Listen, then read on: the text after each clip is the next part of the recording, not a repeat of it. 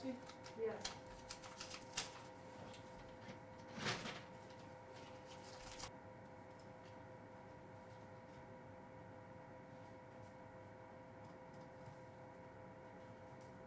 And as a result, it's the people's position that people will not. And Your Honor, I reassert my guilt to the plea and the crimes committed. I did it under oath, and I will do it again here under oath, that I am guilty.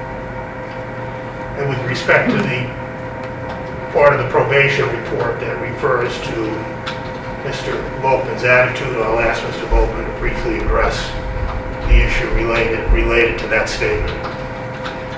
Your Honor, I had no way intended to have any type of negative attitude towards this proceeding. I have taken full responsibility, and I have devastated my family, I've devastated myself.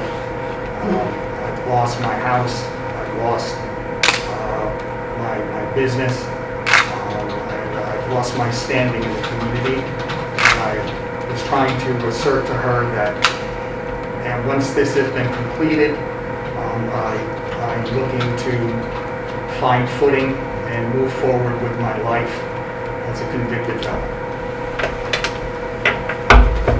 So unless there's anything further that the court wishes either Mr. Volkmann or counsel to address, Your Honor, I'm going to ask it. Mr. Volkmann, you were a police officer for the bulk of your career. You prosecuted crimes, and my guess is you've prosecuted defalcations at any stage in your career. I did not ascribe the remarks that you made to the probation officer as intending to impeach your statement of guilt. But at the same time, I did accept them as a statement of your attitude toward what you think you had done. And I think that you know right from wrong, and I think that that was wrong. The idea of double dipping is not correct. You've done good in your career. The Chatham Cares program was a good program. You've also messed up royally here.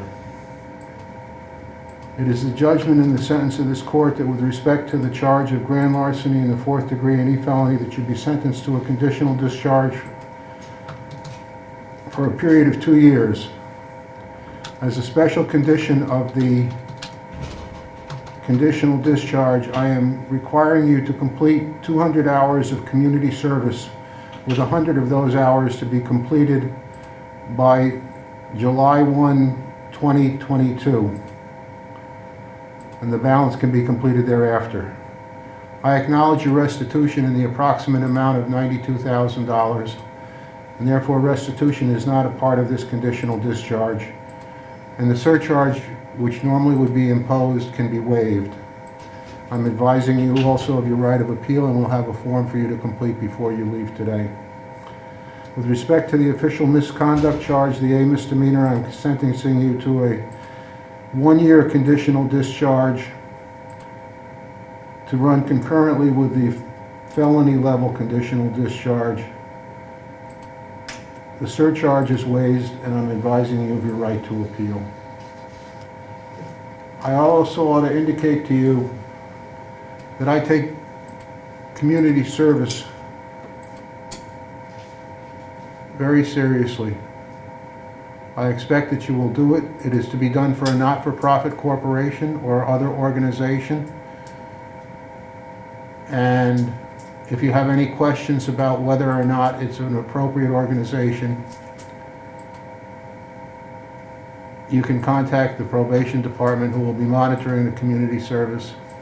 And if they have any questions, they can get to me. But one of the things it is not working for a friend or a buddy for free and writing it off as community service. It is for a traditional not-for-profit. You could work at a firehouse, you could work at a library, you could work for a church, you could work at a special function for a fundraiser for a not-for-profit, and you could do a multitude of those things. But what I really do not want to hear is that come July 1, 2022, that you've only done 30 hours. Because I will consider that a violation of the terms and conditions, so get it done. Is there anything further at this? Thank you. Mr. Dryer, No, Your Honor. this proceeding is concluded. Have a good day, everybody, and everybody be well and be safe. Thank you.